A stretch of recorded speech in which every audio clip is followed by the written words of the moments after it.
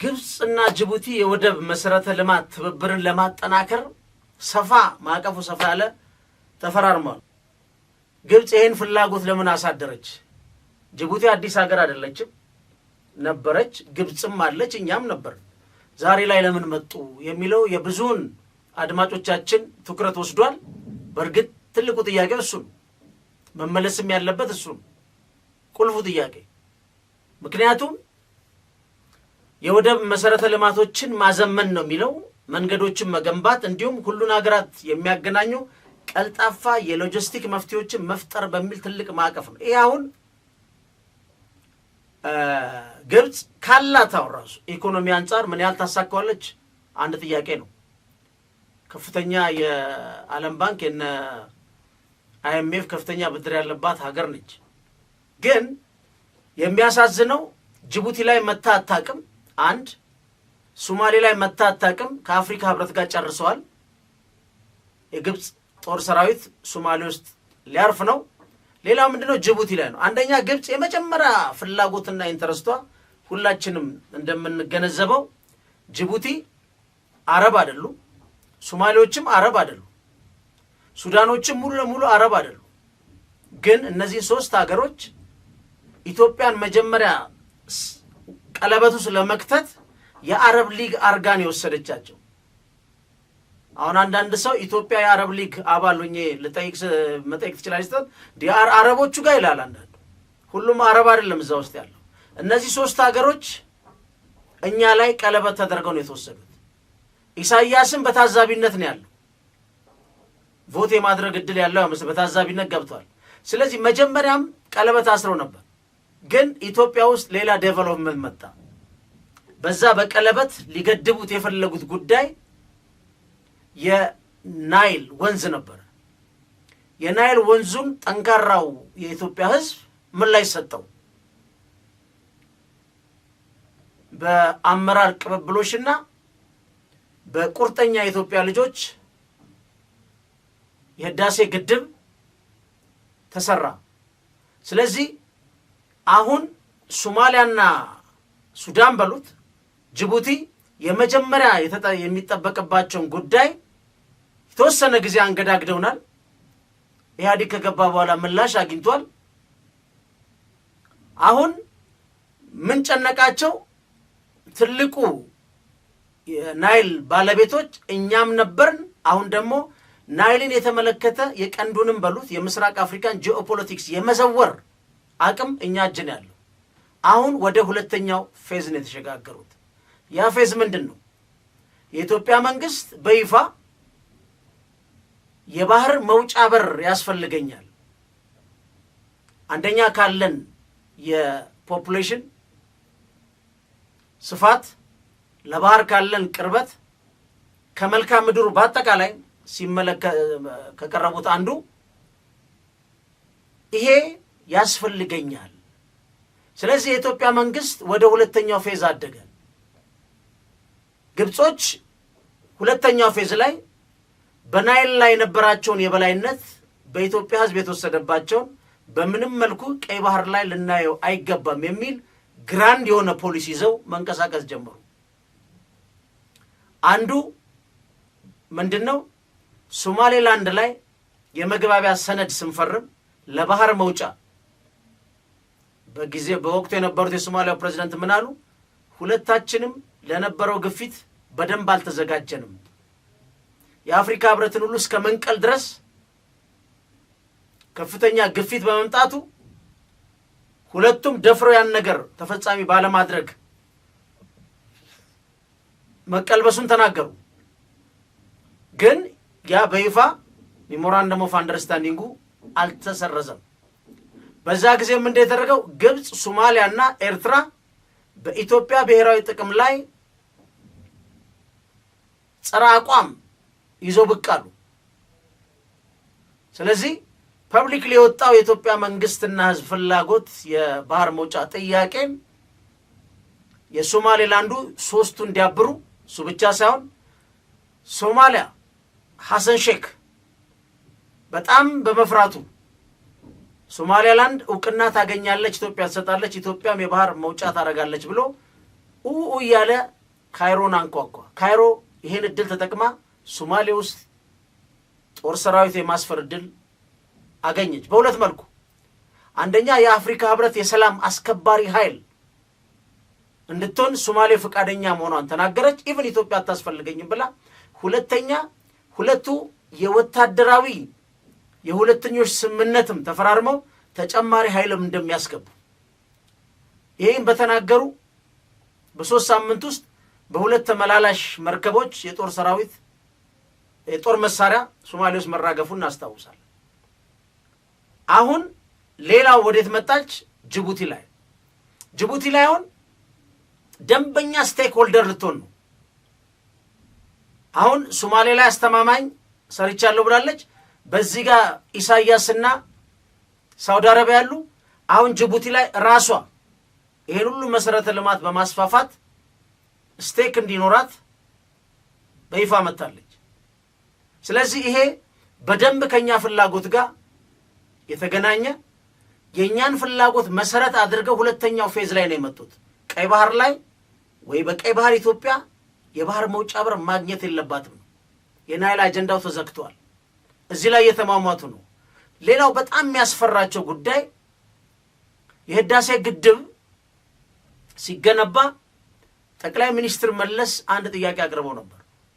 በጣም ስማርት ምናልባትም ታሪካዊ ጥያቄ።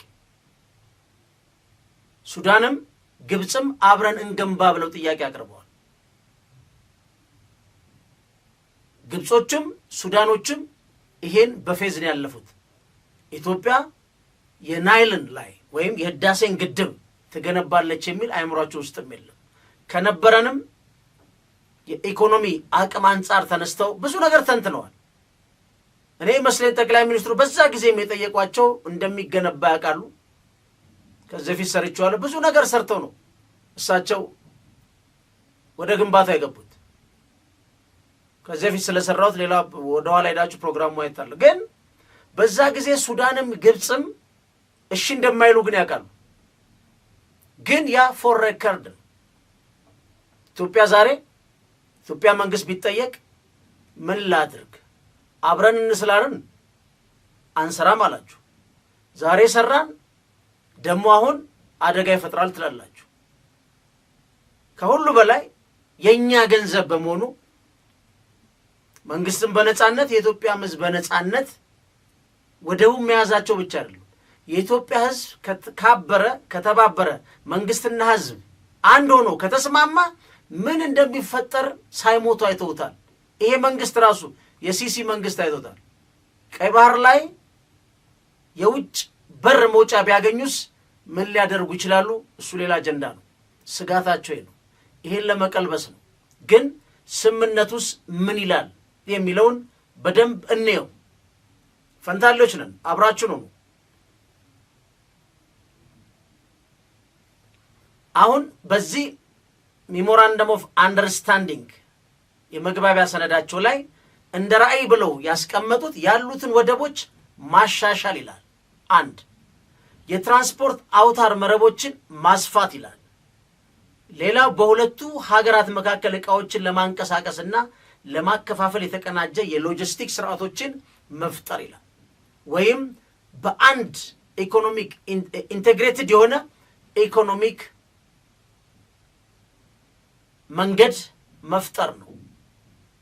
ሁለት ሀገሮች ጠንካራ ግንኙነት አላቸው የሚባሉ በየትኛውም ኢቭን ክልሎችም ቢሆን በኢኮኖሚ ትስስር ውስጥ የወደቀ ሀገር አሁን ቻይናና አሜሪካ እስከ ክርስቶስ መምጫ ጦርነት አይከፍቱም።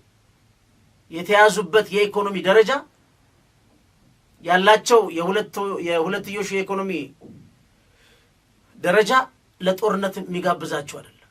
ያው የሚዲያ ፖለቲካ ብቻ ነው በስፋት እየተወራ ያለው። ስለዚህ ምንድነው የሚሉት? አሁን የግብፁ ትራንስፖርት ሚኒስትር የክልላዊ ቀጠናው ንግድና የወደብ ቅልጥፍናውን ለማጠናከር እርምጃ ወስደናል ብለው። ስለዚህ አሁን ይሄ ምን ማለት ነው? በኋላ እናያለን። ቀጥታ ከኢትዮጵያ ሎጂስቲክ ጋር ግብፅ አቅም አላት ወይም የተወሰነ ሞኒተር ታደርጋለች ማለት በቀጥታ ከኛ ሴኩሪቲ ጋር ኢቭን ካለን ከምናስገባው ማናቸው ከጦር መሳሪያ በሉት ከፈለጋችሁት ጋር ቀጥተኛ የቁጥጥር ዕድልና በጅቡቲ መንግስት ውስጥ ኃይል ፈጥራ በቀይ ባህር ላይ በሚደረጉ እንቅስቃሴዎች ላይ አዲስ ኃይል ሆና ከጅቡቲ ጀርባ ትመጣለች ማለት ነው። ልክ ሶማሊያ ጀርባ እንደመጣች ሐሰን ሼክ ሲጠየቅ ምን አለ? በምንም መልኩ ግብጽና ኢትዮጵያ የሚዋጉበት የጦርነት አውድማ ሶማሊያ አትሆንም ማለት ጋዜጠኛው ሲጠይቀው፣ ግን በሐሰን ሼክ እጅ ነው ወይ ያለው? ግብጽ ልትሰፍርበት የተፈለገባቸው ቦታዎች ሶማሊያ ውስጥ ከኢትዮጵያ ፍላጎትና ብሔራዊ ጥቅም አንጻር ምንድናቸው ስትሉ ብዙ ገጽ ወሬ ነው። አሁን እዚህ ላይ ምንድነው የሚሉት? እዚህ ጋር ስንመጣ ሶስቱም ብያቸዋለሁ።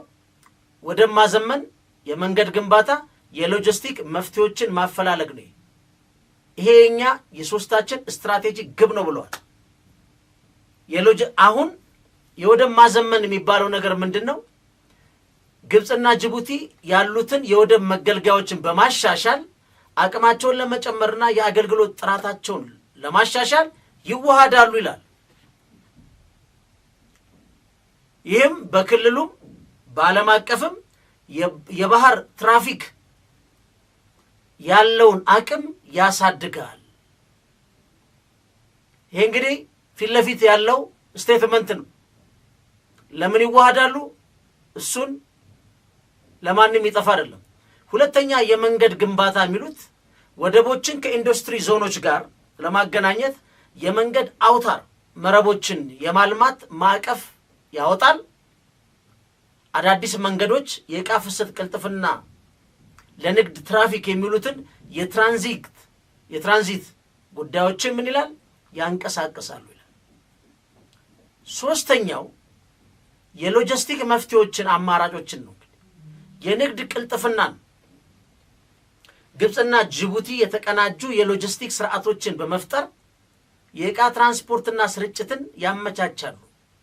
ዓላማው ወጪን መቀነስና የማጓጓዣ ሂደትን ማፍጠን ሲሆን ይህም የሁለቱ አገራት እያደገ ያለውን ኢኮኖሚ ይደግፋል ነው። ጉድ ዋናው ግን መግዣው ማጠቃለያ ወይ የነዚህ ሶስቱ ሲደመሯቸው እነዚህ ትኩረቶች ግብጽና ጅቡቲ የባህር ንግድ ማዕከላት ለመሆን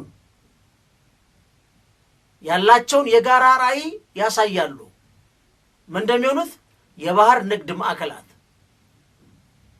ዛሬ ነው ግብጾች የተገለጸላቸው። ጅቡቲዎችም ግብጾች ያስፈልጋቸው ዛሬ ነው በጋራ ማዕከል ሊሆኑ እያንዳንዳቸው ይላል። ቁልፍ ፖይንቱ ነው። የራሳቸው ልዩ የሆነ የጂኦግራፊ ጠቀሜታ ወይም የተፈጥሮ እድለኝነት አላቸው። ግብጽ በሜዲትሬኒያንና ቀይ ባህር መካከል ያለች ድልድይ ነው ብላ ራሷን ትገልጻለች። ጅቡቲ ወደ ምስራቅ አፍሪካ በመካከለኛው ምስራቅ ፍሰቶችን ወይ የሚወስዱ በሮች ማስገቢያ ናት። ስለዚህ እነዚህን ማዕከል ባደረገ መልኩ ነው የዚህ ትብብር ሰነድ ማለት ነው። ስኬት ነው ማለት ነው። ግብጽ ልታጥራን የፈለገችው የጅቡቲ ሉዓላዊ መብት እንዳለ ሆኖ ከዚህ የምናየው እንዳለ ቀይ ባህርን እስከ ጅቡቲ ሜዲትሬኒያን እሷ የምትለው አለ። ይሄ ግልጽ የሆነ የኢኮኖሚ ሰነድ ይመስላል። ስትገለብጡት ግን የኛ ማጠቃላይ ፍሰት እሱ ብቻ አይደለም። የኛ ትልቁ ሎጂስቲክ ግሮራችን ትልቁ ማስገቢያችን ጅቡቲ ነች። ግብጽ ይሄን ሁሉ ሀብት አፍስሳ ጅቡቲን በዚህ ደረጃ የምታዘምናት ከሆነ የግብጽ በጅቡቲ ፖለቲካ ውስጥ ያለው ተሰሚነት ከባድ ነው። ላይክ ቻይና የጅቡቲ ብድር ቻይናን በአሁን ሰዓት በጅቡቲ ምድር ላይ ከአሜሪካ በላይ ተሰሚ እንድትሆን አድርጓታል። አሜሪካ ሌላ አማራጭ እያየች ነው። ሶማሌላንድን እያየች ነው። ኬንያን እያየች ነው። ወደ እነዛ ወደቦች ሶማሌላንድ ላይ ከተካሄዱ ደግሞ ግልጽ ነው። የታይዋንና የሶማሌላንድ አጀንዳ አሜሪካ ነው። አንድ ሶማሊያ ብቻ የምትለው ደግሞ ቻይና ራሱ አንድ ቻይና ከምትለው ጋር ሌላ ግራንድ የሆነ የጂኦፖለቲካል መቆራቆስ መመታታት ይኖራል። ስለዚህ ዋናው ይሄ ነው። ግን እዚህ ላይ እንትን ይሰጡታል፣ አውድ ይሰጡታል። የግንኙነታቸውን አውድ ያበጃሉ ማለት ብዙ ጠያቂ እንዳለ ያውቃሉ። ይህ ሜሞራንደም ኦፍ አንደርስታንዲንግ የተፈረመበት ጊዜ ላሉ ልብ በሉ፣ ጊዜው አውዱን ሲያመጡት ነው እንዴት አይነት አጭበርባሪዎች እንደሆኑ ማለት ነው። ግብፅና ጅቡቲ በዓለም አቀፍ የሎጂስቲክ ሰንሰለት ውስጥ ሚናቸውን ለማሳደግ የሚፈልጉበት ፍላጎት አንድ በመሆኑ ነው ይላል። ዛሬ ማለት ነው የሎጂስቲክ ሰንሰለት ማለት ነው። ለግብፅ የስዊዝ ቦይ ስዊዝ ካናል ማለታቸው ነው ወሳኝ ዓለም አቀፍ የማጓጓዣ መስመር በመቆጣጠርና በቀይ ባህር ውስጥ ወደብና ሎጂስቲክ መሰረተ ልማት ማስፋፋት የስትራቴጂክ ተጽዕኖዋን ያሳድግላታል። ምን እዚህ ቦታ የስትራቴጂክ የበላይነት ማላይ እኛ ላይ ማለት ነው። ሌላው ግብፅ ከአውሮፓ እስያና አፍሪካ መካከል የንግድ ዘንግ ሆና ቆይታለች ይላል። ማን ነው የሚሉት? የግብፅ የንግድ ሚኒስትሩ አማካሪ አህመድ አልማስሪ የሚባሉ ሰውዬ ናቸው። ይሄን ከጅቡቲ ጋር ስናስተሳስረው የበለጠ ያጠነክርልናል፣ ያፈረጥማል አሉ። ይሄ በጣም በቃ ማንቂያ ደውል። ለዚህ ነው የአንድ ሀገር የውጭ ግንኙነት ፖሊሲ ከውስጥ ወደ ውጭ መሰራት አለበት የሚለው መከራከሪያ ገዢ የሚሆነው። የውስጣችን ስላልጸዳ ግብፅ በዚህ መልኩ የመደነስ እድል አግኝታለች። ግን ይሳካላታል ወይ ሙሉ ለሙሉ ታንበረከናለች፣ ታሸንፈናለች የሚል መደምደሚያ የሚያደርስም አይደለም። እርምጃው ግን ከባድ ነው። እንደዚህ አይነት ቦልድ የሆነ እርምጃን ደግሞ በጸና በተረጋጋ ሰላምና በዳበረ ኢኮኖሚ የምንመልሰው ነው። ይሄን ለማድረግ ብዙ የቤት ስራዎች አሉ። እነዛ የቤት ስራዎች በጣም ካረዘብናቸው በሰጥቶ መቀበል ማንጨርሳቸው ከሆነ ግብፅ ይሄ እድሏ የመሳካት እድሏ ሰፊ ነው የሚሆነው። በተመሳሳይ መልኩ ይላሉ ጅቡቲ በቀይ ባህር መግቢያ ላይ ያለች መሆኗ በኤደን ባህረ ሰላጤ በህንድ ውቅያኖስ ወደ ውጭና ወደ ውስጥ ለሚገቡ የባህር ትራፊክ ወሳኝ ነጥብ ወይም አስፈላጊ ያደርጋታል። ጅቡቲ መሰረተ ልማቷን በተከታታይ ኢንቨስት በማድረግ በማዘመን በማደስ በማድረግ በክልሉ ጠቃሚ ሎጂስቲክ ማዕከል ለመሆን ባላት ምኞት ተግባራዊ ያደረገች ነው። የበለጠም ግን መጠናከር አለበት። እንግዲህ ጅቡቲ የትራንስፖርት ሚኒስትሩ ከግብፅ ጋር ያለንን አጋርነት ለንግድና ልማት አዳዲስ አድማሶች ይከፍታል፣ ጅቡቲንም ወሳኝ የሎጂስቲክ ማዕከል ያደርጋታል። ምን ይባላል ብለናል። አሁን ሶማሌ ውስጥ ነበር። በነገራችን ላይ ሶማሌላንድ ጋር ማን አለች? ዩናይትድ አረብ ኤሚሬት። ጅቡቲ ጋር ማመጣ? ግብፅና ሳውዲ አረቢያ መጥተዋል አሁን። እና ምን ይባል ነበረ? የአፍሪካ ቀንድ የመካከለኛው ምስራቅ አገሮች የቀዝቃዛው ጦርነት ነው የሚል ብዙ ጸሐፊዎች አሉ። ኮልድ ዋር ነው። ይሄ ሶማሌ ውስጥ አድርገውታል። ቱርክና ኳታር አንድ ላይ በተለይ የሙስሊም ብራዘርሁድ እንቅስቃሴ ያላቸውን እንደ ፖለቲካ ፓርቲ በመቀበላቸው ብቻ ከዩናይትድ አረብ ኤሚሬት ከግብፅ ከሳውዲ አረቢያ ጋር የኃይል አሰላለፋቸው ተለይቶ ሶማሊያ ፖለቲካ ውስጥ ገብተው ምርጫ ሲዘውሩ ለጎሳዎቹ ብር ሲያከፋፍሉ ብዙ መከራ የሶማሌ ሕዝብ ከፍሏል። አሁን ቦልድሊ ቱርክ የገባችበት 70-30 በሚል ተቀራማች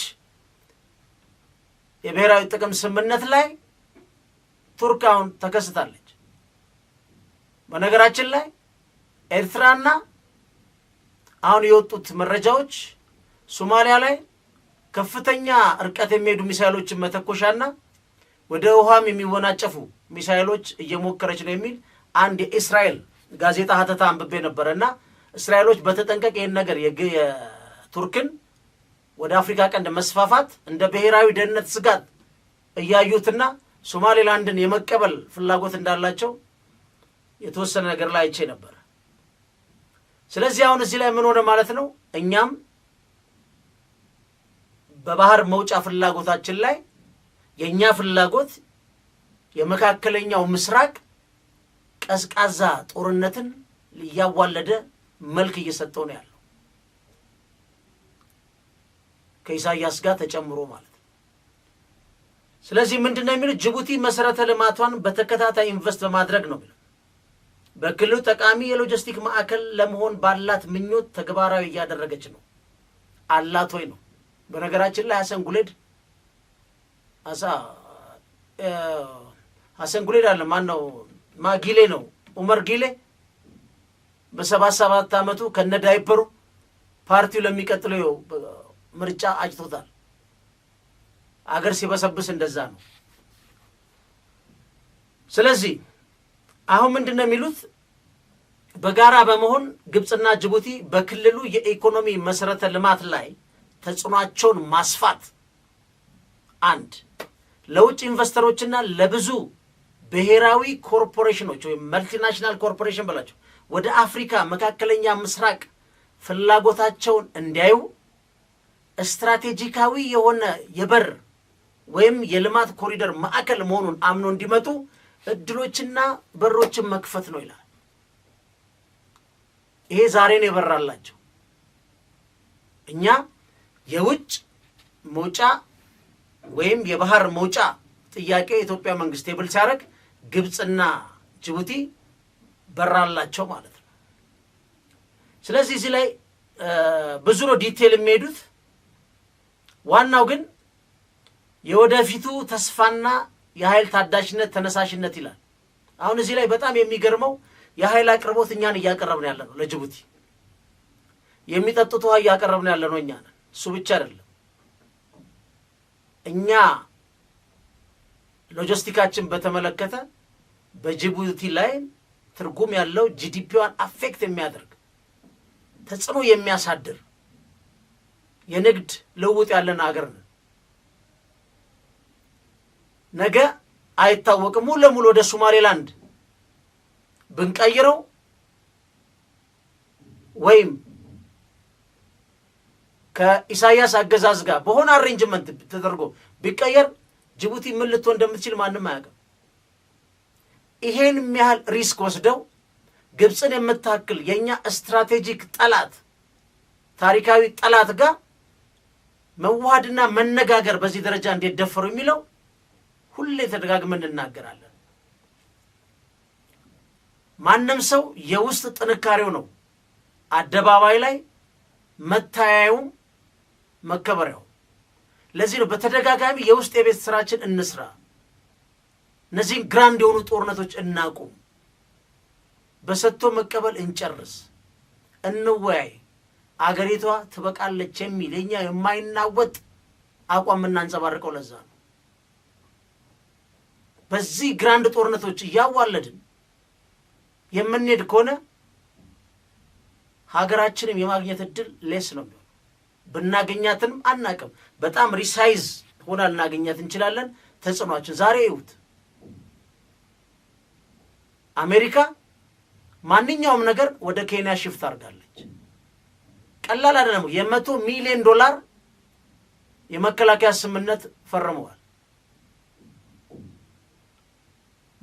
አፍሪካ ውስጥ ተጠርተው ዋይት ሃውስ ሁለቱንም ቤቶች ላይ ቆሞ ንግግር ያደረገው ዊሊያም ሩቶ። ምንድነው ይሄ? ልናጣጥለው አንችልም። የአሜሪካ ዓለም አቀፍ ተው ገንዘቡ ይቀር የዲፕሎማቲክ ወይም የዲፕሎማሲ ድጋፍ ብዙ ገጽ ወሬ ነው። ስለዚህ ብዙ የሸራረፍናቸው የፖለቲካል ፓወር ሃውስ የነበርንበትን እድል እያመነመን ነው። ከሁሉ በላይ የሚያሳዝነው ዛሬ አንድ የሆነች የተባበረች ኢትዮጵያ በሰላም የምንኖር ኢትዮጵያኖች ብንሆን፣ ሰላም ጸጥታችንን ያከበርን ብንሆን፣ የዳበረ ኢኮኖሚ ሰርተን ቢሆንና በዛሬ ይሄ የህዳሴ ግድብ ብቻውን ኢትዮጵያን ዛሬ የትና የት የዲፕሎማሲ ማማ ላይ ይጥላት ነበር። ለዚህ ነው መጠንቀቅ አለብን። ከቲፎዞ ወጥተን ሁሉንም ኃይሎች እንዲያወሩ ማድረግ አለብን የምንለው ማለት ነው። አሁን የዚህ ሜሞራንደም ኦፍ አንደርስታንዲንግ ጠቃሚ ገጽታ በተለይ በኤነርጂ ዘርፍ ይላል። አስቡት፣ እኛ መብራት እየሰጠን ከግብጽ ጋር ምንም የሚያገናኘው ነገር የለም። ግብጽም ሶላር ትራይ በሶላርም የተለየ ቴክኖሎጂ የሚጠይቅ አይደለም። ጂኦተርማል ትላለች። ጂኦተርማል ትልቅ እየሰራ ነው። በፀሐይ ንፋስ ኃይል እሱም ከኛ ጋር ብዙ ተሞክሮና ኤክስፒሪየንስ መውሰድ ይችላሉ። እነዚህን ሁሉ ሌላ የኢነርጂ ማስፋፋያ ላይ ልትገባ ነው። ይሄ ምን ማለት ነው? ኢትዮጵያ ያቀረበችውን ውሃ አንድ ያቀረበችውን መብራት ስትራቴጂካሊ ጅቡቲን በየትኛውም አይነት ሪሶርስ ከኢትዮጵያ ጋር ኢንቴግሬት እንዳታደርግ እንደ ሰብስቲቲዩሽን ኢፌክት በሉት ያን ሪፕሌስ ለማድረግና ጅቡቲን ሙሉ ለሙሉ ወደ ራሳቸው የመውሰድ ፍላጎት ነው የሚያሳያቸው። ስለዚህ የረጅም ጊዜ እቅድ ነው፣ ወጥ ነው ያሉት ኢትዮጵያ የምታቀርባቸውን እነሱ ሪፕሌስ ለማድረግ ማለት ነው። በአጠቃላይ ብቻ ስናጠቃለው ሽፋኑ የወደብና ሎጂስቲክ መሰረተ ልማት በማጠናከር ጅቡቲን የክልላዊ የቀጠናው ንግድ ማዕከል ሆና እንድትቆይ ማድረግና የዓለም አቀፍ መጓጓዣ ትራፊክ ትልቅ ድርሻ በመያዝ ከጎረቤት አገሮች ኢኮኖሚዎች ጋር ተመጣጣኝ ማድረግና ኢንቴግሬትድ ማድረግ ማዋሃድ ነው። ጎረቤት አገርኛ ነን፣ እነሱ ናቸው፣ የሚቀጥለው ነው። ስለዚህ የክልል ንግድ ማዕከል፣ የተጠናከረ የክልል ውህደት፣ የተስፋፉ የንግድ መስመሮች በሚል ይዘውታል። አንደኛም እንደሚለው የተሻሻሉ ወደቦችን የሎጂስቲክ አውታር መረቦችን ጅቡቲ የበለጠ በባህር ትራፊክ መጠን እንድትይዝ ያስችላታል ነው የሚሉት ከንግድ ማዕከል። የሁለት ተጨማሪ የመጓጓዣ መስመሮችን ዓለም አቀፍ የሎጂስቲክ ኩባንያዎች ወደ ጅቡቲ ስባል ነው የሚሉት። ሀገሪቷን ለምስራቅ አፍሪካ ለባህረ ሰላጤው ዋና የትራንዚት ማዕከል እናረጋለን። የተጠናከረ የክልል ውህደት ኢንቴግሬሽኑን በተመለከተ ከግብጽ ጋር የተጠናከረ ትብብር ለጅቡቲ ለአፍሪካ ጎረቤቶች ጋር የበለጠ ኢኮኖሚ ግንኙነት የመፍጠር እድል ያሰፋል። የክልል ንግድ የአፍሪካን አህጉር የነፃ ንግድ ቀጠናን ግቦችን ያግዛል፣ የኢኮኖሚ ውህደትን ያበረታታል። ይሄ እንግዲህ ከኮሜሳ በሉት ከአፍሪካ በሉት እንዴት እንደሚያያዙት ይሁት።